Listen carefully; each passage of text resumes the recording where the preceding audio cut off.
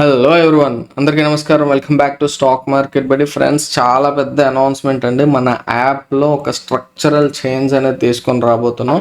ఏంటి అన్నట్లయితే, freedom first, financial freedom యొక్క ఇంపార్టెన్స్ దృష్ట్యా ఫ్రీడమ్ ఫస్ట్ అనే ఒక కాన్సెప్ట్ని మన యాప్లో బిగ్ స్ట్రక్చరల్ చేంజ్ అనేది తీసుకొస్తున్నాండి. మాస్టర్ ట్రేడర్ 2.2 అన్న కోర్స్ ఏదైతే ఉందో, ఎగ్జాగరేట్ చేయట్లేదండి, చాలా మంది యొక్క లైఫ్స్ లో చాలా ఇంపార్టెంట్ రోల్ ప్లే చేసినటువంటి కోర్స్ ఇది. ఆ ఫీడ్బ్యాక్ నేను తీసుకున్న తర్వాత మీకు షేర్ చేస్తున్నాను. ఈ విషయం అనేది ఏంటంటే, చాలా మంది చార్ట్ అనలైజ్ చేసే పద్ధతి మారింది. ప్యూర్ ప్రైస్ యాక్షన్ అనేది సింపుల్ ప్రైస్ యాక్షన్ తో అద్భుతాలు చేస్తున్నారు. ఈ యొక్క కోర్స్ అనేది వెరీ పవర్ఫుల్. నేను ఫ్రీగా ఇచ్చేటప్పుడు మీకు దాని గురించి డబ్బా కొట్టాల్సిన అవసరం లేదు కాబట్టి చెప్తున్నాను. 1 డే అన్లిమిటెడ్ యాక్సెస్ అనేది ఇవ్వటం జరుగుతుంది. ఈ కోర్స్ యొక్క వర్త్ అనేది మీకు లైఫ్ టైం కోర్స్ తీసుకునే వాళ్ళకి తెలుసు, 6,000 రూపీస్ అండి. సో ఆ కోర్స్ని మీరు every month first day of every month it is available for free. 1 day unlimited access, complete access అయితే మీకు ఉంటుంది. అన్ని వీడియోస్ మీకు ఆ కోర్స్లో అవైలబుల్గా ఉన్నటువంటి అన్ని రీసోర్సెస్ కూడా మీరు చూడొచ్చు. ఓకేనా? ఈ యాక్సెస్ అనేది యాప్ ఓన్లీ అండి, యాప్లో మాత్రమే అవైలబుల్గా ఉంటుంది. సో ఇది కోర్స్ గురించి నేను తీసుకొచ్చేటటువంటి యాప్లో ఉండేటటువంటి most important structural change. So okay, ఇది కొంచెం క్యూరియస్గా ఎవరైతే ఉంటారో వాళ్ళ కోసం ఎక్స్ప్లెయిన్ చేసేసాను. ఇప్పుడు నిజంగా ఓపిక్గా ఎవరైతే ఫైనాన్షియల్ ఫ్రీడమ్ కోసం ప్రయత్నం చేస్తూ ఉన్నారో వాళ్ళ గురించి ఈ రెస్ట్ ఆఫ్ ద వీడియో అండి. So before going in to the concept of financial freedom, నేను ఒక ఎగ్జాంపుల్ అనేది లైవ్ ఎగ్జాంపుల్ తీసుకోవాలనుకుంటున్నాను. ఫర్ ఎగ్జాంపుల్, మన అందరికీ తాతగారులు, అమ్మమ్మలు ఎవరో ఒకరు ఉంటారు కదా. సో వాళ్ళు ఒక గవర్నమెంట్ ఎంప్లాయీ అనుకోండి. జాబ్ వచ్చిన దగ్గర నుంచి, ఫర్ ఎగ్జాంపుల్ ఒక 25 ఇయర్స్కి వాళ్ళకి జాబ్ వచ్చింది అనుకోండి. 25 ఇయర్స్ నుంచి కూడా 60 ఇయర్స్ వరకు కంప్లీట్గా వర్క్ చేశారు. ఈ మధ్య 62 కూడా పెంచారు ఏజ్ టీచర్స్కి అయితే. బట్ ఎనీవేస్ 60 అనుకుందాం.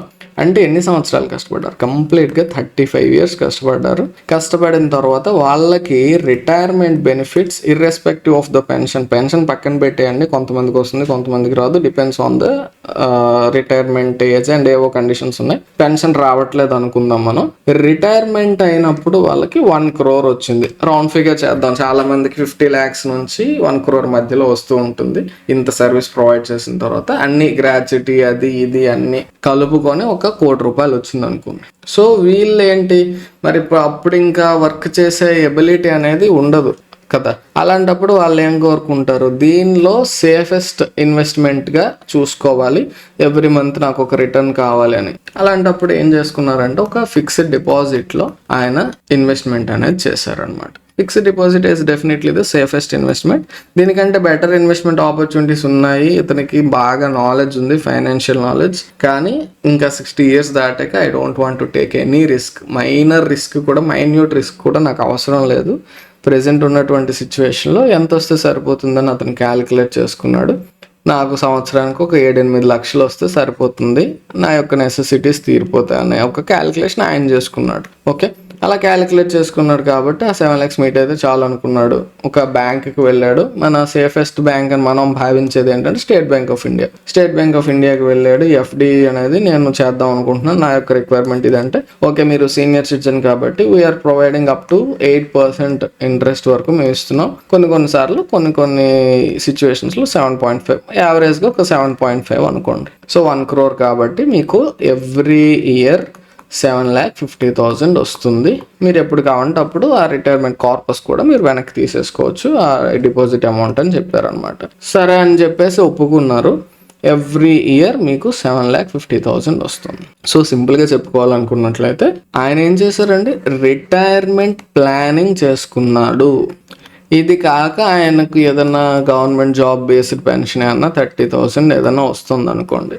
అది ప్లస్ అంటే ఇయర్కి మనకి అక్కడ 3,60,000 అనుకోండి. ఇది ప్లస్ ఈయన ఈ 7,50,000 కలుపుకొని ఓవరాల్గా ఒక 11,10,000 ఫర్ ఎగ్జాంపుల్. సింపుల్గా మొత్తం మీద ఒక 12 lakhs అనుకోండి, మనం రౌండ్ ఫిగర్ చేసుకుందాం. ఓకే, అలా నెలకి 1,00,000 వచ్చే విధంగా ఆయన ప్లాన్ చేసుకున్నాడు. 2025లో ఒక మినిమం యావరేజ్గా ఉండేటటువంటి మిడిల్ క్లాస్ ఫ్యామిలీ చూసుకున్నట్లయితే 1,00,000 is సఫిషియంట్ అండి. అప్పులేం లేవు, ప్రశాంతంగా ఒక చిన్న ఇల్లు ఉంది అనుకోండి, 1,00,000 అనేది వెరీ గుడ్. ప్రశాంతంగా హాయిగా ఏముంటుంది ఆ ముసలి వయసులో, ఏవో తీర్థయాత్రలు ఏవో చేసుకుంటూ హాయిగా ప్రశాంతంగా గడిపేస్తారు జీవితం. సో ఇది రిటైర్మెంట్ ప్లానింగ్ అనమాట. ఇక్కడ మనం అర్థం చేసుకోవాల్సింది ఏంటంటే, ఆయన 35 years పాటు కష్టపడి సంపాదిస్తే వచ్చినటువంటి ఆ ₹1,00,000 దాచుకుంటే వచ్చేటటువంటి నెలకి ఎంత వస్తుందండి? 7,50,000 7.5 lakhs మనం బై 12 చేసినట్లయితే ఇంచుమించుగా 62,000 63,000 60,000 ప్లస్ వస్తుంది. మనం లెక్కలు అంత స్ట్రాంగ్ కాదు, 60,000 దాటుతుంది. 12 6 72 కాబట్టి ఇంకా 30 ఉంటుంది, 12 24, సో 62,000 సంథింగ్ వస్తుంది. సో 60 వేసుకోండి, పోనీ 60,000 తెచ్చుకుంటున్నాడు నెల. ఇది కాక ఆయనకి ఏవో ఉన్నాయి 40,000 వస్తున్నాయి అనుకోండి, మొత్తం 1,00,000. సో 35 years కష్టపడిన తర్వాత నువ్వు రిటైర్ అయితే అప్పుడు నీకు ఫైనాన్షియల్ ఫ్రీడమ్ వస్తే what are you going to do with that kind of freedom? ఆ ఫ్రీడమ్తో ఏం చేసుకుంటావు అయ్యా? అప్పుడు తిరగడానికి ఏం లేదు, ఎంజాయ్ చేయడానికి ఏం లేదు. ఇప్పుడు ఈ వీడియో మీరు చూస్తున్నారంటే మీ అందరి వయసు నాకు తెలిసి బిలో 30 ఉంటుంది, మ్యాక్స్ 35 ఉండొచ్చు. Even if you are 40, you have still time to be financially free. Financial freedom is the most important concept.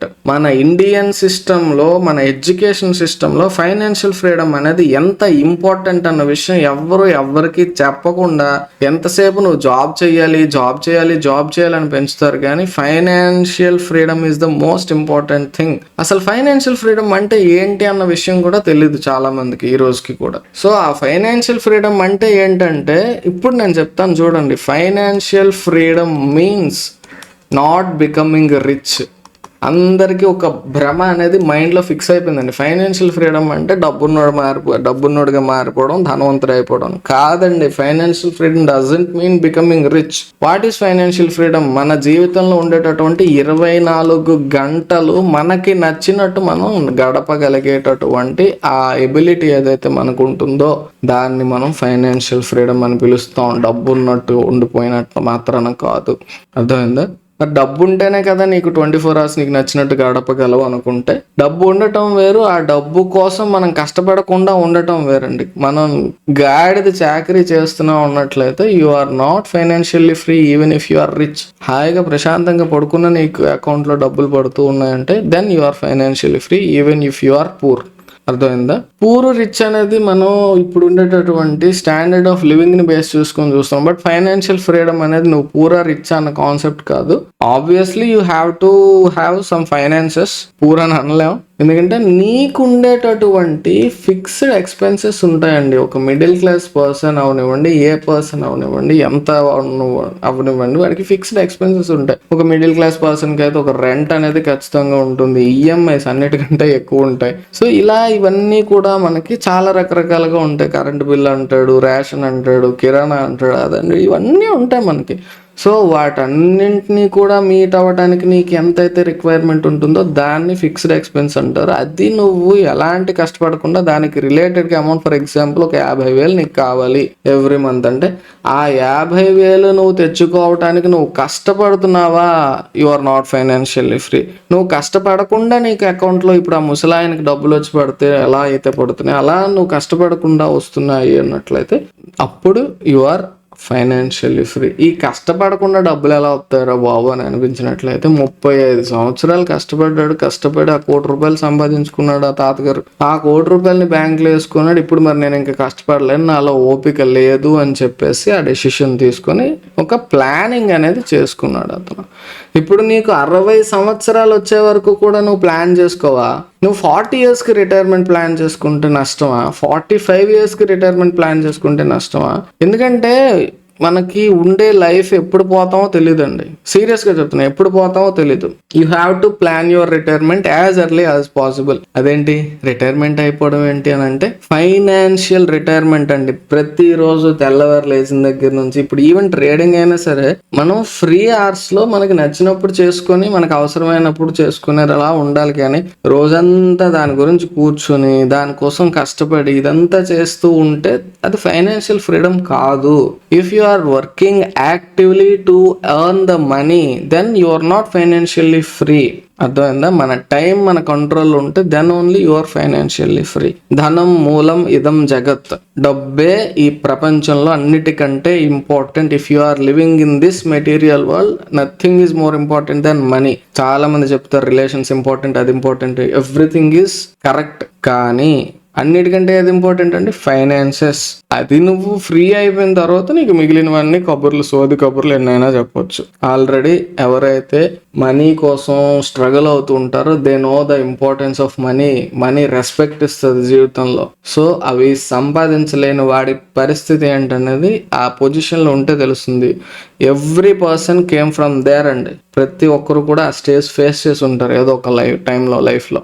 కాబట్టి ఏంటంటే అది ఎంత ఇంపార్టెంట్ అనేది తెలిసి ఉండాలి. సో నేను చెప్పేది ఏంటంటే ఆ ఫైనాన్షియల్ ఫ్రీడమ్ అనేది ప్లాన్ చేసుకోండి. బాగా చెప్పావు నువ్వు.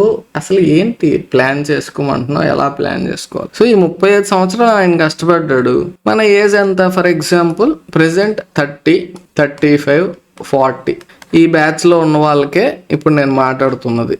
నాకు తెలిసినంత వరకు మన వీడియోస్ చూసేవాళ్ళు మ్యాక్సిమం ఈ 30 లోపల ఉంటారు. మహా ఉంటే 35 లోపల, కొంతమంది 40 లోపల ఉండొచ్చు అంతే. సో 30 ఉన్నవాడు ఒక 10 years ప్లాన్ చేసుకో, 35 ఉన్నవారు ఒక 10 years ప్లాన్ చేసుకో, 40 ఉన్నవాళ్ళు ఒక 10 years ప్లాన్ చేసుకో. అంటే ఏంటి, 30 ఏజ్ ఎవరైతే ఉన్నారో వాళ్ళు 40 నా యొక్క ఫైనాన్షియల్ రిటైర్మెంట్ ఏజ్, 35లో ఉన్న వాళ్ళు 45 నా ఫైనాన్షియల్ రిటైర్మెంట్ ఏజ్, 40లో ఉన్న వాళ్ళు డిసైడ్ అవ్వండి 50 years నా యొక్క ఫైనాన్షియల్ రిటైర్మెంట్ ఏజ్. ఇది గుర్తుపెట్టుకోండి. ఒక వైట్ పేపర్ తీసుకోండి, చక్కగా రాయండి మై ఫైనాన్షియల్ రిటైర్మెంట్ ఏజ్ అని చెప్పేసి క్లియర్గా తెలుగులో రాస్తారో ఇంగ్లీష్లో రాస్తారో మీ ఇష్టం. నా ఫైనాన్షియల్ రిటైర్మెంట్ ఏజ్ అని చెప్పి మీ 40th birthday, 45th birthday, 50th birthday, నా బర్త్డే 21st జూన్, ఎప్పుడైతే అప్పుడు. అర్థమైందా? నా ఏజ్ రివీల్ చేయాలనుకోవట్లేదు అంతే. ఓకే, సో అలా మీ యొక్క ఆ 40th, 45th, 50th బర్త్డేస్ ఏవైతుంటో ఆ డేట్ రాసుకొని ఫైనాన్షియల్ రిటైర్మెంట్ ఏజ్ ఇది అని చెప్పి మీరు నోట్ చేసుకోండి. నోట్ చేసుకొని ఏం చేస్తారంటే, ఇప్పుడు మనం 2025లో ఉన్నాం కదా, 2035 కదా, 10 years. సో 10 years తరువాత నాకు ఫైనాన్షియల్గా నేను ఫ్రీ ఉండాలంటే ఇప్పుడు నా ఎక్స్పెన్సెస్ ఎంత? ఫర్ ఎగ్జాంపుల్ ప్రతి నెల నాకు ఒక 1,00,000 రూపాయలు అవసరం ఉంది. అప్పుడు నాకు ఎంత అవసరం ఉండొచ్చు? మ్యాక్సిమం నువ్వు 2 lakhs అనుకుంటున్నావా, 3 lakhs అనుకుంటున్నావా, ఎలా అనుకుంటున్నావు అనేది దాన్ని ప్లాన్ చేయండి. సో ఈ ఎక్స్పెన్సెస్ నాకు కావాలంటే నాకు మంత్లీ ఎంత రావాలి, మంత్లీ నాకు కావాల్సింది ఇది అనుకుంటున్నాం. సో దానికోసం నాకు ఎంత ఇన్కమ్ రావాలి, ఎంతైతే ఖర్చులు ఉన్నాయో ఎంత సరిపోతుందా? చాలు, కొంచెం ఎక్కువ కావాలి. ఫర్ ఎగ్జాంపుల్ నేను ఒక 2 lakhs కావాలనుకుంటున్నాను అనుకో, నాకు 3 lakhs ఉన్నట్లయితే 2 lakhs ఖర్చులు పోను, నాకు 1 lakh అనేది ఉంటుంది. దాన్ని నాకు నచ్చినట్టు ఖర్చు పెట్టుకోవచ్చు. సో మంత్లీ నీకు 3 lakhs కావాలి అనుకున్నట్లయితే how much should be the yearly income? Yearly మనకు ఒక 36 lakhs కావాలి. ఇప్పుడు మన తాతగారి కేసులో తీసుకుంటే 1 కోటి రూపాయలు ఉందనుకోండి. 1 కోటి రూపాయలకి మీకు ఎంత వస్తుందండి? నెలకి మనం చూసినట్లయితే మనం ఇంచుమించుగా ఒక 63,000 అనుకున్నాం. సో దీన్ని బేస్ చేసుకొని మనం సేఫెస్ట్ ఇన్వెస్ట్మెంటే అనుకోండి, ఫిక్స్డ్ డిపాజిటే చేస్తున్నాం అనుకోండి, అప్పుడు 7% మనకు వస్తుంది అనుకోండి. అలాంటప్పుడు ఒక 6 crores ప్లాన్ చేసుకోండి. 10 yearsలో 6 crores పాసిబుల్లే, ఖచ్చితంగా పాసిబుల్లే. ఎలా చేయాలి, ఏం చేయాలనేది నేను ఈ ఫ్రీడమ్ సిరీస్ అనేది ఒకటి స్టార్ట్ చేస్తున్నాను. నేను ఇప్పుడు అంత ఫైనాన్షియల్లీ ఫ్రీయా కాదా అనేది నేను ఇప్పుడు అంత 100% ఫ్రీ కాదండి ఫైనాన్షియల్గా. I'm earning passive income, but my goal is to be completely financially free. ఆ రిటైర్మెంట్ అనేది నా యొక్క గోల్ 2035 అనమాట. అర్థమైందా?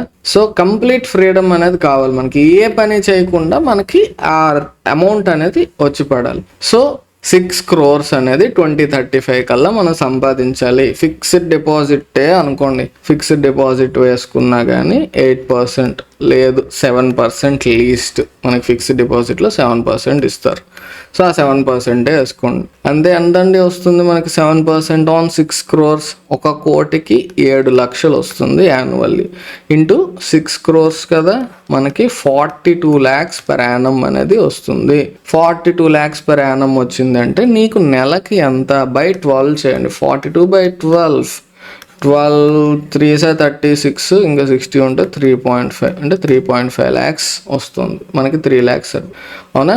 సో ఈ 6 crores అనేది మనం 10 yearsలో మన యొక్క ఎర్నింగ్ ప్లాన్ అన్నమాట. ప్రతి ఒక్కరికి ఇంత అవసరం ఉంటుందా? ఉండకపోవచ్చు. కొంతమందికి 1,00,000 వస్తే నాకు చాలా అనే సిచ్యువేషన్ ఉండొచ్చు. మీరు ఒక 5 yearsలో ప్లాన్ చేసుకున్నారు అనుకోండి, 5 yearsలో 1 కోటి రూపాయలు ఎలా సంపాదించుకోవాలి అది ప్లాన్ చేయండి. అర్థమైందా? మీరు ఏం చేస్తున్నా కానీ ఆ ప్లానింగ్ అనేది చేసుకొని ఈ 10 years తరువాత మనం రిటైర్మెంట్ అవ్వాలి ఫైనాన్షియల్గా. అక్కడ నుంచి నేను ప్రశాంతమైనటువంటి జీవితం బతకాలి, నాకు నచ్చినట్టు నేను బ్రతుకుదాం అనుకుంటున్నాను, ఎవరికిందో గాడి చాకరీ చేయకుండా. ఇలా ఒక సేఫెస్ట్ ప్లాన్ అనేది ఒకటి ఆలోచించుకోండి. సో ఈ ఫైనాన్షియల్ ఫ్రీడమ్ అనేది చక్కగా మాట్లాడుకుందాం, ఎలా చేసుకోవాలి ఏంటి అనేది చూద్దాం. Let me take you in to the way. ఆ పాత ఏంటి అనేది మనం ఇప్పుడు తెలుసుకునే ఒక ప్రయత్నం అనేది చేద్దాం. అసలు ఫైనాన్షియల్ ఫ్రీడమ్ ఎందుకు అన్నట్లయితే, మనకి ఫైనాన్షియల్ ఫ్రీడమ్ అనేది మనం ఒక డబ్బున్న వాడిగా కావటం మాత్రమే కాదు, మనం టైం అనేది మన కంట్రోల్లోకి తెచ్చుకోవటం అనేది మనకి ఇంపార్టెంట్ అనమాట. అది ఆల్రెడీ చెప్పాను నేను. Prioritise financial freedom. మీకు లైఫ్లో మీరు ఏ పని చేస్తున్నా కానీ ఫైనాన్షియల్ ఫ్రీడమ్ అనేది చాలా చాలా ఇంపార్టెంట్ అండి. అది మీకు ప్రతి నెల ఒక పే చెక్ కోసం కష్టపడుతూ ఉన్నట్లయితే ఖచ్చితంగా స్ట్రెస్ అనేది ఉంటుంది. నేను పే చెక్ కోసం పని చేయటం మానేయండి అని చెప్పట్లేదు, but try to achieve financial freedom as early as possible.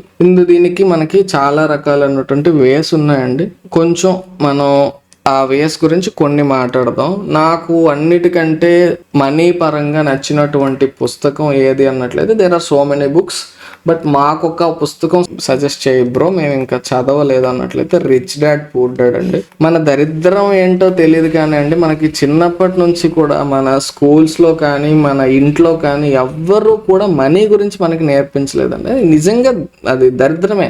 మన ఇండియన్ ఎడ్యుకేషన్ సిస్టమే ఇలా ఏడిసింది. ఎందుకంటే మనకి మోస్ట్ ఇంపార్టెంట్ ప్రపంచంలో బతకడం మనీ అనేది చాలా ఇంపార్టెంట్. ఏంటి మనీ అంత ఇంపార్టెంట్ అంటున్నాడు వీడు, మనీయే జీవితం అన్నట్టు మాట్లాడుతున్నాడు అంటే, మనీ లేనోడికి అడగండి మనీ విలువ తెలుస్తుంది. సో అంత ఇంపార్టెంట్ అండి అది వచ్చిన తర్వాత మనం ఎన్ని కబుర్లైనా చెప్పొచ్చు. సో ఆ ఫైనాన్షియల్ ఎడ్యుకేషన్ అనేది మనకు ఉండట్లేదు. సింపుల్ గా మనం చెప్పుకోవాలంటే, నేను బేసిక్ గా ఒక ఫైనాన్షియల్ ఎడ్యుకేషన్ పరంగా నాకు తెలిసినట్టు ఒక సింప్లిఫికేషన్ అనేది చేస్తాను. 2 ఉంటాయండి నాకు ఈ రిచ్ డాడ్ పూర్ డాడ్ లో ఉన్నటువంటి నచ్చినటువంటి కాన్సెప్ట్. ఒకటి, మనుషుల్ని 4 types గా డివైడ్ చేశాడండి. Employees, self employees, business owners, investors. So employee అన్నట్లయితే వీడు మనీ కోసం పని చేస్తాడండి, మీరు నోట్ చేసుకోండి, తప్పేం లేదు. సెల్ఫ్ ఎంప్లాయిడ్ అంటే వీడు మనీ కోసం పని చేస్తాడు కానీ వాడికి నచ్చినట్టు పని చేస్తాడు. పని చేయడం అనేది ఎంప్లాయీ పేరులోనే ఉంది. ఎంప్లాయీ అంటే బానిస, సారీ పని చేసేవాడు అని అర్థం. ఓకే, ఒకడి కోసం పని చేసేవాడు నార్మల్ ఎంప్లాయీ, వాడి కోసం వాడు పని చేసుకునేవాడు సెల్ఫ్ ఎంప్లాయీ. రెండిట్లో తప్పేం లేదు, బట్ జస్ట్ చెప్తున్నాను నేను. తర్వాత బిజినెస్ ఓనర్, ఒక బిజినెస్ అనేది స్టార్ట్ చేశాడు.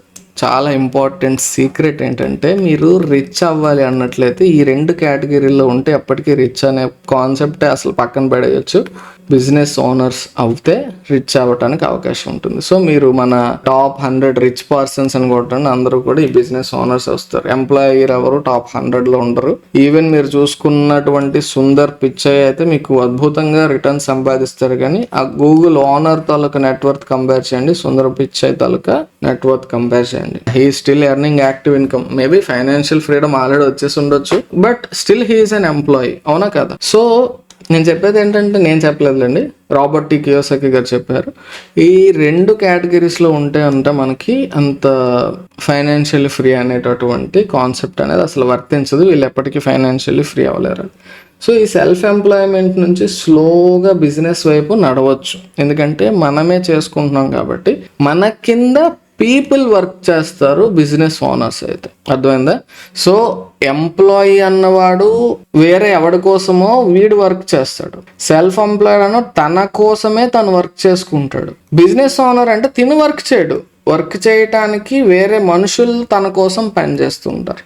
అదే ఇన్వెస్టర్ అనుకోండి, వీడి కోసం ఎవరు వర్క్ చేస్తారంటే money will work for him. అర్థమైందా? సో ఇదన్నమాట స్టేజెస్ కింద నేను మాట్లాడుతున్నాను. ఆయన ఒక్కొక్క దానికి ఒక్కొక్క ఎగ్జాంపుల్ చెప్పి డీటెయిల్డ్గా చెప్పాడు. మీకు టైం ఉన్నట్లయితే, టైం లేకపోయినా కానీ మీరు మనీ గురించి నేర్చుకోవాలన్నట్లయితే ఖచ్చితంగా చదివి తీరాల్సినటువంటి పుస్తకం rich dad poor dad. Okay, ఖచ్చితంగా చదవండి, చదివి తీరండి. తెలుగులో దొరుకుతుంది, ఇంగ్లీష్లో దొరుకుతుంది, మీకు ఏ భాష వస్తే ఆ భాషలో చదవండి, ప్రాబ్లం ఏం లేదు. ఓకే, ఇది కాన్సెప్ట్. నెక్స్ట్ ఇందులోనే ఇంకా నాకు ఇంకొక కాన్సెప్ట్ నచ్చింది ఏంటంటే, ఒకటి ఇన్కమ్, ఎక్స్పెన్సెస్, అసెట్, లయబిలిటీ. అసలు ఇన్కమ్ ఏంటి, ఎక్స్పెన్స్ ఏంటి, అసెట్ ఏంటి, లయబిలిటీ ఏంటి? ఎక్స్పెన్సెస్ అంటే మన జోబుకి డాష్ పెట్టేవి, మన జోబులోంచి డబ్బులు బయటకి డాష్ అయ్యేవన్నీ కూడా ఎక్స్పెన్సెస్. మన జోబులోకి ఏవైతే వస్తున్నాయో అంటే జోబులోకి డబ్బులు రావడానికి కారణం అయ్యేవన్నీ కూడా ఇన్కమ్స్. అవి ఏంటి అనేది మీరే రాసుకోవచ్చు. అసెట్ అంటే ఏంటి, లయబిలిటీ అంటే ఏంటి? ఇక్కడ మాత్రం ఒక అద్భుతమైనటువంటి క్లాసిఫికేషన్ అండి. అసలు ఆ థాట్ ప్రాసెస్ అనేది చాలా మందికి ఉండదు. మనం కార్ కొనుక్కున్నామండి, అసెట్టా లయబిలిటీయా? ఏంటి, అసెట్టా లయబిలిటీయా? అసెట్ అని చాలా మంది అన్నారు కదా. ఓకే, హౌస్ కొనుక్కున్నాండి, అసెట్టా లయబిలిటీ? ఇది కూడా అసెట్ అనే చాలా మంది అంటారు. లయబిలిటీ అన్నారు అన్నట్లయితే you are definitely great bro. మాకు అస్సలు ఫైనాన్షియల్ బ్యాక్గ్రౌండ్ కాదు, మేము అసలు అసెట్ అంటే ఏంటి, లయబిలిటీ ఏంటి ముందు అది చెప్తే మేము అదేంటో చెప్తామని కొంతమంది అయినా ఉంటారు. కాబట్టి జస్ట్ సింపుల్గా అసెట్ అంటే కాన్సెప్ట్ ఏంటంటే ఆస్తి, లయబిలిటీ అంటే అప్పు, అంతేనండి, మరేం కాదు. మరి కారు, హౌస్ అప్పులు ఎలా అవుతారా జఫా అనే ఒక క్వశ్చన్ అనేది వస్తుంది చాలా మందికి. అది ఎందుకు అప్పు అవుతుంది అనేది రిచ్ డాడ్ పూర్ డాడ్ రాసినటువంటి రాబర్ట్ కియోసాకి గారు చెప్పారు. కార్ అనేది నువ్వు సొంతంగా వాడుకోవడానికి కొనుక్కున్నావు అనుకో, అది లయబిలిటీ. అదేంటి, లెట్ మీ క్లారిఫై, ఇంకా కొంచెం క్లియర్గా మాట్లాడుకుందాం. మనం ఏం చెప్పుకున్నాండి, జోబులోకి డబ్బులు తీసుకొస్తే ఇన్కమ్, డబ్బులు బయటకు పంపిస్తే ఎక్స్పెన్స్ అని. ఈ కారు కొనడం వల్ల నీకు జోబులోకి డబ్బులు వస్తున్నాయా, అప్పుడు దీన్ని అసెట్లో రాయి. నీకు జోబులోంచి డబ్బులు పోతున్నాయా, దీన్ని లయబిలిటీలో రాయి. దీనివల్ల జోబులోంచి డబ్బులు పోవడం అనేది అందరికీ తెలిసిందే. మరి జోబులోకి డబ్బులు ఎలా వస్తాయి అంటే, నువ్వు కారు కొని దాన్ని లీజుకి ఇచ్చి, మన తెలుగులో బాడుక్కి తిప్పడం అంటారు, బయటకి పంపించటం అంటే అద్దెలకి ఇవ్వటం కారు. అలా మనం కార్ని లీజ్లో పంపించి, ఫర్ ఎగ్జాంపుల్ ఓలా క్యాబ్స్ వాళ్ళకి ఇలా ఇచ్చామనుకోండి, ఒక 5-6 కార్లు తీసుకొని దాన్ని లీజ్కి ఇవ్వటం కింద చూపించవచ్చు. నెక్స్ట్ ఒక హౌస్ కొని వాటిని మీరు రెంట్కి ఇచ్చుకొని ఆ రెంటల్ ఇన్కమ్ అనేది వస్తుంది. అంటే జోబులోకి డబ్బులు వస్తే అప్పుడు నువ్వు కారు, హౌస్ అని చెప్పి అసెట్లో రాసుకో. అలా లేదు, నువ్వు పర్సనల్గా వాడుకుంటున్నావు అంటే దానికోసం నువ్వు ఈఎంఐ ప్రతి నెల కడుతున్నావు, అవునా? హౌస్ కోసం ప్రతి నెల ఈఎంఐ, అప్పుడు నీకు జోబులోంచి డాష్. కాబట్టి కారు, హౌస్ అనేవి లయబిలిటీస్లో రాసుకోవాలి. అర్థమైందా? ఇదన్నమాట కాన్సెప్ట్. సో ఇప్పుడు మీరు ప్రశాంతంగా ఏం చేయాలంటే, మన ఎక్స్పెన్సెస్ లిస్ట్ రాయండి. ప్రతి నెల నాకు ఎంత ఎక్స్పెన్సెస్ ఉన్నాయి, ఈ ఎక్స్పెన్సెస్ రిలేటెడ్గా ఏంటి నా అప్పులన్నీ ఉన్నాయి. సో స్లోగా ఇన్కమ్ వచ్చే మార్గాల్ని పెంచుకొని ఈ ఎక్స్పెన్సెస్ వీలైతే తగ్గించుకుంటాం, కొన్ని తగ్గించుకోలేనటువంటి ఎక్స్పెన్సెస్ ఉంటాయి. సో ఆ ఎక్స్పెన్సెస్ రిలేటెడ్గా ఏమైనా అప్పులు ఉన్నట్లయితే అప్పుల్ని తగ్గించుకుంటూ, ఎక్స్పెన్స్ తగ్గించుకుంటూ, ఫిక్స్డ్ ఉన్నటువంటి ఎక్స్పెన్సెస్ అన్ని అప్పులు తీరిపోయిన తర్వాత ఎక్స్పెన్సెస్ మనకి ఖచ్చితంగా ప్రతి నెల ఎంత కావాలి అని అయితే అనుకుంటామో ఆ అమౌంట్ అనేది మనం, ఫర్ ఎగ్జాంపుల్ 1 lakh అనుకుంటే, ప్రతి నెల ఆ 1 lakh మనకి ప్యాసివ్ ఇన్కమ్ ద్వారా రావాలి అనే విధంగా ప్లాన్ చేసుకున్నట్లయితే then you will be deemed to be financially free. Concept అర్థమైందండి? సో ఇప్పుడు ఏదైతే చెప్పానో అదే ఒక జనరల్ ఎగ్జాంపుల్ తీసుకొని మాట్లాడతాం. ఫర్ ఎగ్జాంపుల్ మన పార్వతీశం అన్నయ్య ఉన్నాడండి. మీ ఎవరికైతే ఓపుకుంటే వాళ్ళే చూడండి, ఫైనాన్షియల్ ఎడ్యుకేషన్ మీకు ఫ్రీగా చెప్తే ఎవరికి దాని విలువ తెలియదు, బట్ చూసుకున్న వాళ్ళు బాగుపడతారు అంతే. పార్వతీశం అన్నయ్య ఉన్నాడు, వాడు గవర్నమెంట్ జాబ్ చేస్తున్నాడు. తన యొక్క జీతం ప్రతి నెల 1 లక్ష రూపాయలు వస్తుంది అనుకుందాం. తనకి రెంట్, బెంగళూరులో ఉంటున్నాడు అనుకోండి, రెంట్ ఏమో ఇదే 30,000 పోతుంది. రెంట్ 30,000 ఏంటర్ బాబు అంటే బెంగళూరు వెళ్ళండి, మీకే తెలుస్తుంది. ఓకే, రెంట్, వాటర్ బిల్ అంట, కరెంట్ బిల్ అంట, నెక్స్ట్ కిరాణా అంటే దాన్ని రేషన్ అని అనొచ్చు, ఏదో డిపార్ట్మెంట్లు, ఇవన్నీ ఇంకా చెత్త చెదారం, ఫోన్ రీఛార్జ్లు, ఈఎంఐలు ఇవన్నీ కలిపి ఇంకొక ఎంత వేసుకున్నాం, ఇంకో 30,000 వేసుకున్నాం అంటే వీడికి 60,000 గోవిందా. సో ఖర్చులు 60,000 పోతుంది. పెళ్లి చేసుకోలేదు కాబట్టి ప్రస్తుతానికి ప్రశాంతంగా ఉన్నాడు. ఆ 40,000 ఉంది కదా, ఆ 40,000లో నుంచి మనడు ఖర్చు పెట్టుకుంటున్నాడు ఒక 10,000 ఎంత. ఇంకా వాడికి ఏవో అలవాట్లు ఉన్నాయి, మంచి అలవాట్లు చెడ్డ అలవాట్లు మనకి అనవసరం, దానికి 10,000 పోతుంది. సో ఇంకా మిగిలింది 30,000. సో ప్రతి నెల దీన్ని తీసుకెళ్ళి బ్యాంకులో దాచుకుంటున్నాడు. ఆ మాత్రం జాగ్రత్త ఉంది. ఓకే, అంటే ఈఎంఐ పరంగా మనం మాట్లాడుకున్నాం కదా. ఫర్ ఎగ్జాంపుల్ ఇందులో ఈఎంఐ అనేది ఇందులో ఉన్న అమౌంట్ ఎక్స్ట్రా కాదు, ఒక 20,000 ఈఎంఐ ఉందనుకోండి. అంటే ఒక కార్ ఈఎంఐ కావచ్చు, హౌస్ ఈఎంఐ కావచ్చు. సో ఈ ఈఎంఐలు అనేవి వాడికి తగ్గించుకోగలిగేటటువంటి ఎక్స్పెన్సెస్. అంటే ఏంటి, ఈఎంఐ 20K ఎవ్రీ మంత్ కడుతున్నాడు అంటే ఇది ఇంచుమించుగా ఒక 10 years ఉండేటటువంటి హౌస్ ఈఎంఐ ఒకటి ఉంది, హోమ్ మార్ట్గేజ్ అనేది ఉంది. ఆ 10 yearsకి ప్రతి నెల 15,000 పోతుంది. సో ఏం చేయొచ్చు తిను, ఆ 10 years రిలేటెడ్గా ఫర్ ఎగ్జాంపుల్ ఒక 10 lakhs ఉందనుకోండి. ఎగ్జాంపుల్ అండి, ఇది జస్ట్ మీరు పెద్ద పెద్ద క్యాల్కులేషన్ ఏం చేయకండి. ఈ 10 lakhs వాడి 30,000 దాచుకొని ఉన్నప్పుడు ఎప్పుడెప్పుడు అలా స్లోగా ఒక 5 yearsలో క్లియర్ చేసేసుకున్నాడు అనుకోండి, ఈ ఎక్స్పెన్స్ తగ్గిపోతుంది. అదేవిధంగా కార్ లోన్ క్లియర్ అయిపోయింది అనుకోండి, ఆ ఎక్స్పెన్స్ కూడా తగ్గిపోతుంది. అలా మనం ఆ ఎక్స్పెన్స్ అనేది స్లోగా తగ్గించుకొని లేదా ఇన్కమ్ అనేది పెంచుకొని మన ఫిక్స్డ్ ఎక్స్పెన్సెస్ ఎంతండి, ఇతనికి 70,000ని ఈ 20,000 తగ్గించేసుకున్నాడు, లోన్ క్లియర్ చేసేసాడు, ఈఎంఐస్ క్లియర్ చేసేసాడు అనుకోండి. రెంట్ అనేది క్లియర్ అవ్వాలి అన్నట్లయితే సొంత ఇల్లు ఏదో ఒకటి ఉండాలి, లేదా తక్కువ రెంట్ ఉండేటటువంటి రూమ్లో రావాలి. తక్కువ రెంట్ అనేది బెంగళూరు, ఆ చాయిస్ లేదు అతనికి. సో అది తగ్గించుకోలేకపోయాడు. మరి వెయిట్ చేసి చాలా తిరిగిన తర్వాత కొంచెం మంచి ఇల్లు కోసం దొరికింది, ఒక 20,000 రెంట్లో వస్తుంది. బట్ తనకి మంచి ఇల్లు అనమాట. సో ఈ 70,000లో ఈ 40,000 తగ్గించుకోగలిసాడు. అంటే మొత్తం ఎక్స్పెన్స్లో 40,000 తగ్గించుకోగలిగితే అతను 40 కాదు, ఇక్కడ 10 తగ్గుతుంది. అలా చూసుకున్నట్లయితే 70లో 20K కట్ అయింది, 10K కట్ అయింది. అంటే రెంట్లో మనకి 30,000 రెంట్ అనగా 20,000 వచ్చింది, 10K తగ్గి. అంటే ఇప్పుడు అతని తలకి ఎక్స్పెన్సెస్ ఎంత అండి, monthly fixed expenses 40K. So ప్రతి నెల ఆయన ఈ ఉద్యోగం మానేసినా కూడా నెలకి 40,000 సంపాదించగలిగితే, అంటే ఉద్యోగం మానేసి డబ్బులు ఎలా సంపాదిస్తారంటే ఏదైనా కావచ్చు, ఒక కార్ లోన్ ద్వారా కావచ్చు, ఏదైనా కావచ్చు. అలా చేసినట్లయితే తను ఫైనాన్షియల్లీ ఫ్రీ అనొచ్చు. తన యొక్క ఈ ప్యాసివ్ ఇన్కమ్ అనే అంటాం దీన్ని, కష్టపడకుండా మనం సంపాదించేటటువంటి అమౌంట్ని. ఓకే, అది ఎలా చెయ్యొచ్చు అన్నట్లయితే ఈ హోమ్ లోన్, కార్ లోన్ కాకుండా ఇంకొక లోనే పెట్టుకున్నాడు. కానీ ఆ లోన్ ఏం చేశాడంటే, ఆ లోన్తో ఒక 5 కార్లు కొనుక్కొని 5 కార్లని లీజ్కి ఇచ్చాడు. లీజ్కి ఇవ్వటం వల్ల ఒక్కొక్క కార్ నుంచి నెలకి అతనికి 10,000 వచ్చే విధంగా ప్లాన్ చేసుకున్నాడు. నెలకి నాకు 10,000 ఇవ్వు చాలు, మిగతా ఎంత వచ్చినా నువ్వే చూసుకో, ఆ కార్ నువ్వే మెయింటైన్ చేసుకో. అలా 5 మంచి డ్రైవర్లు, నమ్మకస్తులు, కార్ జాగ్రత్తగా సొంత కార్లా చూసుకునే వాళ్ళని వెతికి అలాంటి వాళ్ళ చేతిలో పెట్టి నెలకి 50,000 సంపాదించుకుంటున్నాడు ప్రశాంతంగా. తన ఖర్చులన్నీ పోను, ఇంకా 10,000 మిగులుతున్నాయి. సింపులా కాదా? అవునా? ఈ రకంగా జస్ట్ ఒక చిన్న ఎగ్జాంపుల్, దీన్ని బేస్ చేసుకొని ఇప్పుడు మీకు చెప్పేది ఏంటంటే, మీకు వచ్చేటటువంటి ఇన్కమ్ ఎంత అనేది ఇక్కడ నోట్ చేసుకోండి, ఎక్స్పెన్సెస్ ఎంత అనేది ఇక్కడ నోట్ చేసుకోండి. టోటల్ ఎక్స్పెన్సెస్ నాకు ఖచ్చితంగా ప్రతి నెల ఎంత అవుతాయి ఇందులో నోట్ చేసుకోండి. ఇందులో తగ్గించగలిగేవి ఏమున్నాయా అనేది చూడండి. ఆ తగ్గించగలిగే అవకాశం ఉంటే తగ్గించండి. ఇన్కమ్ మనం పెంచే అవకాశాలు ఏమైనా ఉన్నాయా అనేది చూడండి, అది పెంచగలిగితే పెంచండి. సో ఫైనల్గా మీకు ఎవ్రీ మంత్ నాకు ఎంత కంపల్సరీ వస్తే నేను ఫ్రీ, అంటే నాకు వచ్చేటటువంటి అన్ని ఎక్స్పెన్సెస్ మీట్ అయ్యి కొంత అమౌంట్ నేను కొంచెం నా కోసం నేను వాడుకోగలను అనుకున్న అమౌంట్ అనేది మీరు టోటల్ చేసుకొని ఆ అమౌంట్ నెంబర్ అనేది మీరు నోట్ చేసుకోండి. ఫర్ ఎగ్జాంపుల్ ఒక మిడిల్ క్లాస్ పర్సన్కి ఒక 50,000 అనుకుందాం, అర్థమైందా? సో ఈ ఇన్కమ్ అనేది మీది ఎంతో కొంత ఉంటుంది కదా, ఎవ్రీ ఇయర్ కానీ ఎవ్రీ మంత్ కానీ మీకు వస్తూ ఉంటుంది కదా. ఇది మంత్లీ అనుకుందాం మనం. సో ఎవ్రీ మంత్ మనకి 1 lakh వస్తుంది అనుకోండి. సో మన ఖర్చులు 50,000 పోను, ఇంకో 50,000 మిగులుతున్నాయి. ఆ 50,000ని మనం ఏ రకంగా యూజ్ చేయొచ్చు?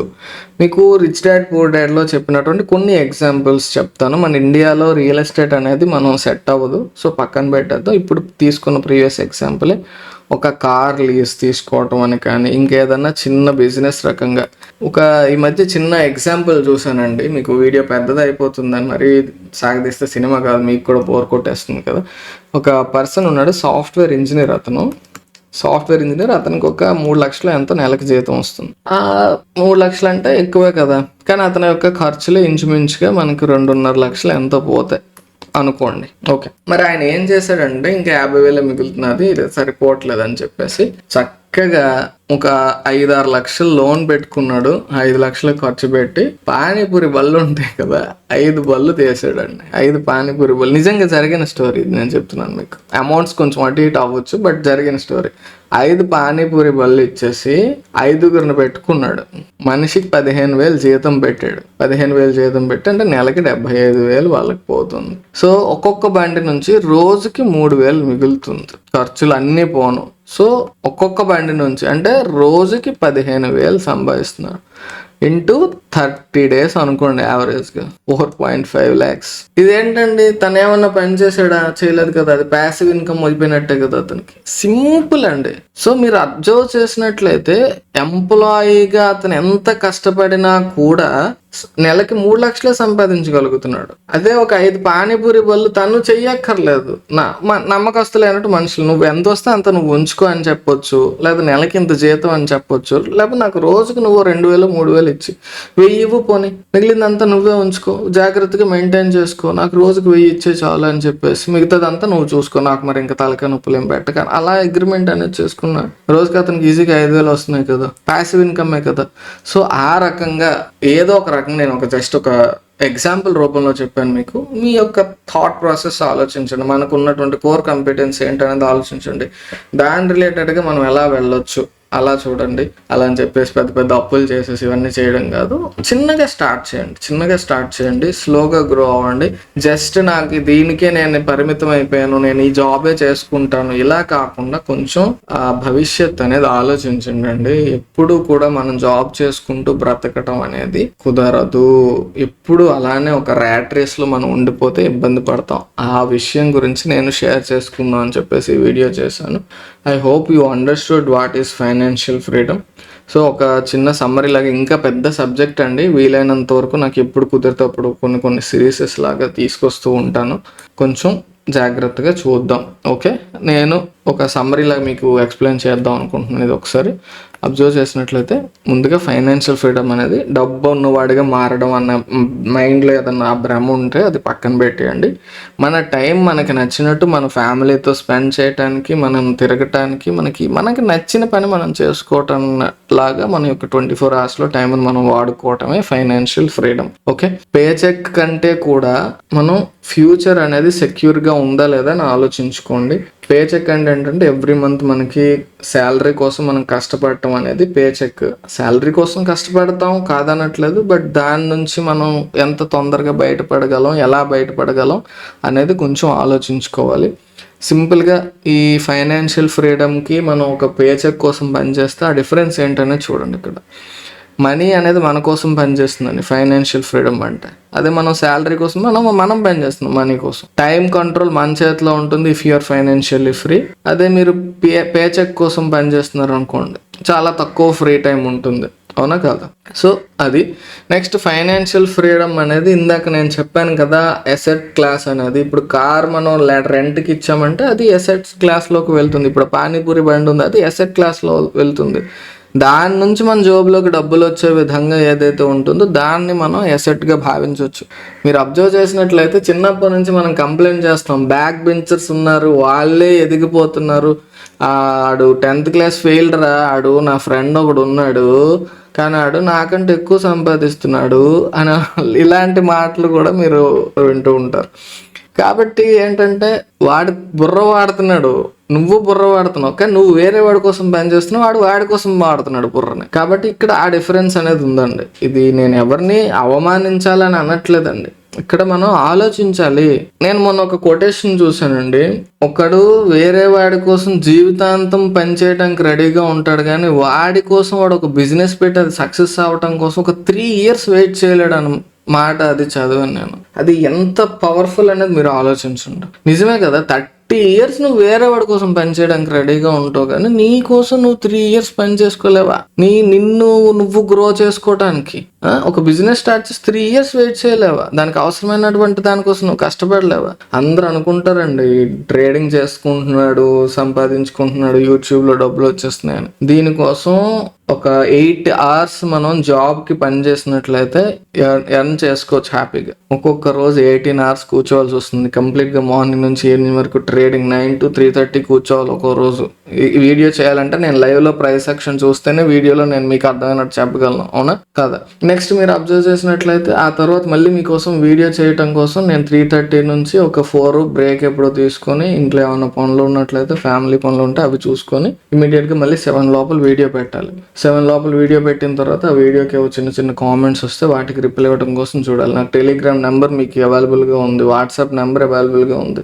వాటికి వచ్చే మెసేజెస్కి నేను రిప్లై ఇవ్వాలి. సో అంత ఈజీ కాదండి. దేనికోసం అండి ఇంత కష్టపడుతున్నాం? మధ్య మధ్యలో యాప్లో వీడియోస్ వస్తూ ఉండాలి. నెక్స్ట్ ఆప్షన్స్ పాఠశాల అని ఒక సిరీస్ అనేది నేను యూట్యూబ్లో స్టార్ట్ చేశాను.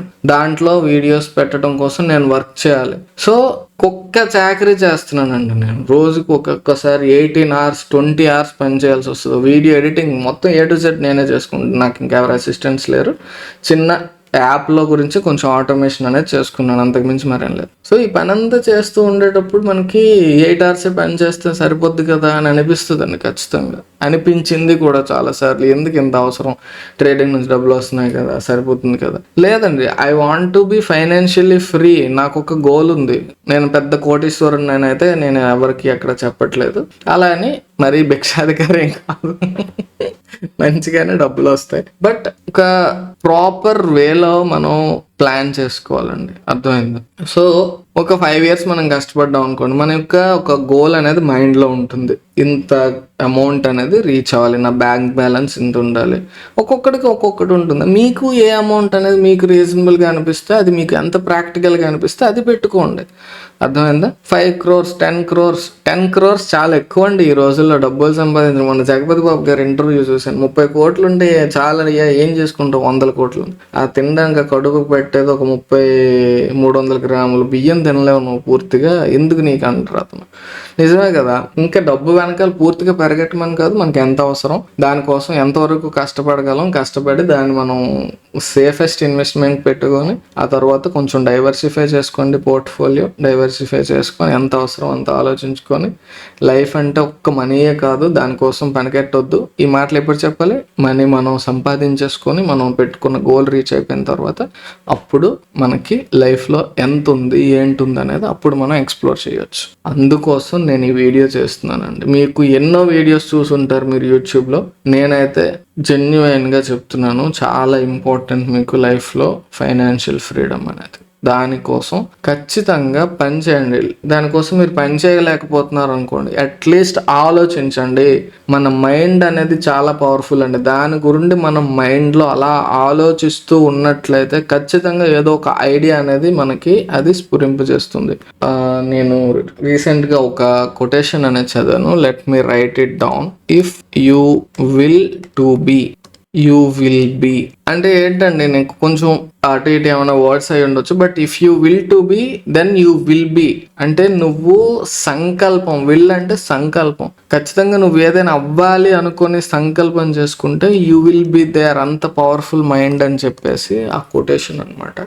సో ఇప్పుడు నేను చెప్పేది ఏంటంటే, మీరు ప్లాన్ చేసుకోండి ఫైనాన్షియల్ ఫ్రీడమ్ కోసం, అర్థమైందా? So next long term vision అనేది ఉంటుంది ఫైనాన్షియల్ ఫ్రీడమ్లో. నాకు ఈ నెల జీతం వస్తే చాలే అనే ఒక మైండ్ సెట్ ఉంటుంది ఇందులో. నెక్స్ట్, ఫైనాన్షియల్ ఫ్రీడమ్ ఎందుకు ఇంపార్టెంట్ అన్నట్లయితే, it provides a safety net in case of emergencies. ఎంతో ఎమర్జెన్సీ ఏదైనా వచ్చినా సరే మనం ఫైనాన్షియల్గా ఫ్రీగా ఉన్నామంటే, ఫర్ ఎగ్జాంపుల్ 1 కోటి రూపాయలు బ్యాంక్లో వేసుకున్నాం కదా, అవసరార్థం ఏమన్నా కావాలనుకున్నట్లయితే అందులో కొంచెం తీసుకుంటాం, దానికే ఉంది, అవునా? అలా మనకి ఒక సేఫ్టీ నెట్ ఉంటుంది ఏదైనా ఎమర్జెన్సీ అన్నట్లయితే. ఇండిపెండెన్స్, మనం ఏ పని కావాలంటే ఆ పని చేసుకోవచ్చు, ఎవరి కింద పని చేయాల్సినటువంటి అవసరం ఉండదు. Next choice. మన యొక్క కోరికలు ఉంటాయండి కొన్ని మనం తిరగాలి, ట్రావెల్ చేయాలని చాలా మందికి ఉంటుంది. కొంచెం స్పిరిచువల్ అనుకోండి, తీర్థక్షేత్రాలు ఇవన్నీ తిరగాలని ఉంటుంది. కొంతమంది మక్కా వెళ్ళాలనుకుంటారు. ఇవన్నీ ఇలాంటి కోరికలు ఉంటే వాటిని మనం తీరాలన్నట్లయితే you should be financially free. First time మీ చేతిలో ఉండాలి. డబ్బులు ఉన్నంత మాత్రాన సరిపోదు, టైం ఫ్రీ మన చేతిలో ఉండాలి. టైం ఉండాలంటే డబ్బులు ఉండాలి, అవునా కదా? సో పీస్ ఆఫ్ మైండ్ ఉంటుంది. ఇంకా డబ్బుల గురించి టెన్షన్ లేదు అనుకోండి, నెక్స్ట్ మంత్ ఎలా గడుస్తుందని ఆలోచించే ఒక వ్యక్తిని అడగండి. అమ్మ 1వ తారీఖు అని ఒక సినిమా ఉంటుంది. నెక్స్ట్ మంత్ ఎలా గడుస్తుందనే ఆలోచన ఉన్న ప్రతి ఒక్కరికి కూడా తెలుసు, పీస్ ఆఫ్ మైండ్ అనేది వాళ్ళకు ఉండదు. మనకు వచ్చేది ఎంత, ఖర్చు అయ్యేదంతా అని చెప్పేసి ఆలోచిస్తూ ఉంటాం. వాళ్ళందరికీ తెలుస్తుంది. వన్స్ ఫైనాన్షియల్ ఫ్రీడమ్ అనేది వచ్చిన తర్వాత పీస్ ఆఫ్ మైండ్ అనేది వస్తుంది. సో సింపుల్గా ఒక కంప్లీట్ ఫైనాన్షియల్ ఫ్రీడమ్ యొక్క సర్కిల్ని ఈ ఇమేజ్లో చూసినట్లయితే మీకు అర్థమవుతుంది.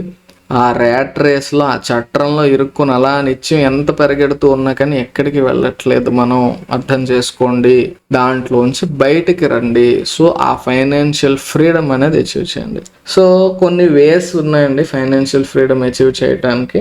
అందులో స్టాక్ మార్కెట్ ఒకటి, ఓకేనా? సో స్టాక్ మార్కెట్ త్రూ కూడా మనం ఫైనాన్షియల్ ఫ్రీడమ్ అనేది అచీవ్ చేయొచ్చు. ఈ ఫైనాన్షియల్ ఫ్రీడమ్ అనేది అందరికీ యాక్సెసిబుల్గా ఉండాలి అని చెప్పేసి నేను ఈ యొక్క ఫ్రీడమ్ ఫస్ట్ అనే ఒక ఇది తీసుకొచ్చాను.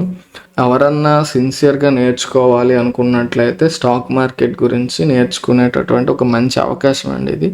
ప్రతి నెల 1వ తారీఖున మనకి ఈ ఫ్రీడమ్ ఫస్ట్ అనేటటువంటి కాన్సెప్ట్ ద్వారా మన యాప్ డౌన్లోడ్ చేసుకున్నట్లయితే మీకు ఆ మాస్టర్ ట్రేడర్ కోర్స్లో ఉన్నటువంటి అన్ని వీడియోస్ కూడా మీకు యాక్సెస్ అయితే, ఫుల్ యాక్సెస్ అయితే ఉంటుంది for complete 1 day. Okay, so మరి ఈ ఒకసారి ఎవరన్నా స్క్రీన్ షాట్ తీసుకోవాలనుకున్నట్లయితే ఇది స్క్రీన్ షాట్ తీసుకోండి. మీకోసం ఈ స్క్రీన్ షాట్ అనేది డిజైన్ చేశాను నేను. ఫ్రీడమ్ ఫస్ట్ అనేది మర్చిపోకుండా ఉండటం కోసం ఫ్రీడమ్ ఫస్ట్ అనే నేమ్ ఇవ్వటం జరిగింది. దీనికోసం మనకి ఎవ్రీ మంత్ గుర్తు చేస్తూ ఉండే విధంగా ఎవ్రీ మంత్ ఫస్ట్ డేట్ నాడు మీకు ఆ కోర్స్ అనేది ఫ్రీగా అవైలబుల్గా ఉంటుంది. ఏ వీడియో కావాలంటే ఆ వీడియో మీరు చూసుకోవచ్చు. ఓకే, ఎక్కడ అవైలబుల్గా ఉందంటే స్టాక్ మార్కెట్ బడే యాప్లో. ఇప్పుడు కూడా లైఫ్లో ఒక గోల్ పెట్టుకున్నారన్నట్లయితే దాన్ని రీచ్ అయ్యే వరకు కూడా విడిచిపెట్టొద్దు అనేది నా యొక్క అభిప్రాయం. సో ఫ్రీడమ్ గురించి, ఫైనాన్షియల్ ఫ్రీడమ్ గురించి ఎప్పుడైనా టైం ఉంటూ ఉన్నట్లయితే ఫ్రీడమ్ సిరీస్ అనే ఒక ప్లేలిస్ట్ అనేది స్టార్ట్ చేస్తాను.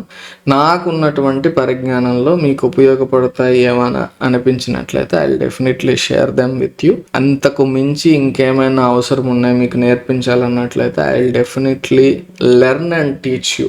మీతో షేర్ చేసుకుంటాను, నేను నేర్చుకొని మీతో షేర్ చేసుకుంటాను. మనకి ఫైనాన్షియల్ నాలెడ్జ్ అనేది చాలా ఇంపార్టెంట్. అది లేకపోవటం వల్ల ఇండియా ఈ రోజు ఇలా ఉండిపోయిందండి. నిజంగా చెప్తున్నాను నేను. మనం అందరం కూడా ఎవరు మరోలా అనుకోకండి.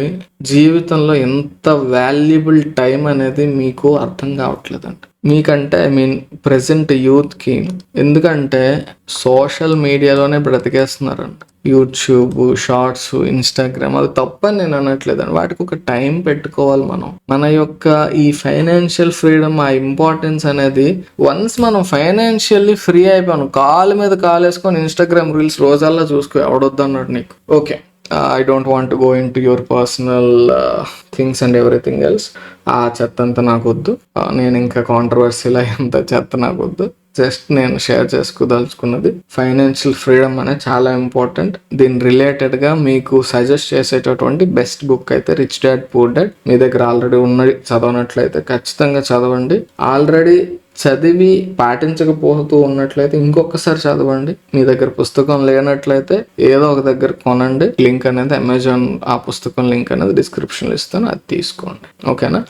అది కాకుండా ఇంకో ఇంపార్టెంట్ కొన్ని మనీ సిరీస్ రిలేటెడ్గా కొన్ని బుక్స్ అనేవి, మీకు చాలా మంచి బుక్స్ అనేవి ఉన్నాయి. అవి మన యొక్క డిస్క్రిప్షన్లో ఇవ్వటం జరుగుతుంది. పిన్నిడ్ కామెంట్లు కూడా పెడతాను, అవి కూడా చూడండి. ముఖ్యంగా అన్నిటికంటే ఇంపార్టెంట్ ఏంటంటే ఈ యాప్ అనేది డౌన్లోడ్ చేసుకొని ఆ కోర్స్ అనేది ఫస్ట్ ఆఫ్ ఎవ్రీ మంత్ మీకు ఫ్రీగా అవైలబుల్గా ఉంటుంది. అది మర్చిపోకండి. ఓకేనా? So that's all for today. All the very best for your financial freedom. ఖచ్చితంగా ఇంతవరకు చూసారంటే ఒక చిన్న లైక్ చేయండి. మీకు ఏమనిపించింది, ఎలా అనిపించింది అనేది డెఫినెట్గా కామెంట్ చేయండి. I will feel very happy మీకు యూజ్ అయిందని మీరు అనుకున్నట్లయితే. So all the very best. Next వీడియోలో మళ్ళీ కలుసుకుందాం. అంతవరకు టేక్ కేర్, బాయ్ బాయ్, జై హింద్.